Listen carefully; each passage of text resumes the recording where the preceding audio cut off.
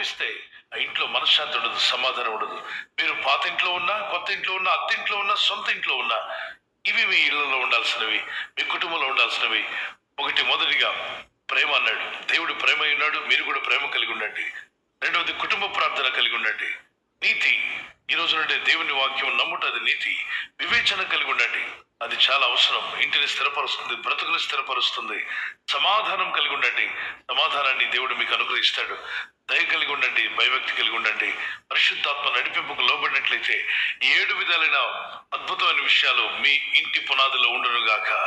ఇలాంటి వాటి మీద నా ఇల్లు, నా కుటుంబము, నా ఆత్మీయ జీవితం కట్టబడాలి అన్నవారు మీరు లిఫ్ట్ అప్ యువర్ హ్యాండ్.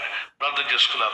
పరిశుద్ధమైన మా తండ్రి, ఈ ప్రజలు ఎవరైతే ఈ వాక్యానికి లోబడి ప్రార్థిస్తున్నారో, నా ప్రభు ఇంటి పునాదులు స్థిరంగా ఉండాలి. ప్రేమ, సమాధానం, వివేచన, జ్ఞానము, దేవుని యందు భయభక్తి కలిగి కట్టబట్టుకు సాయం చేయండి.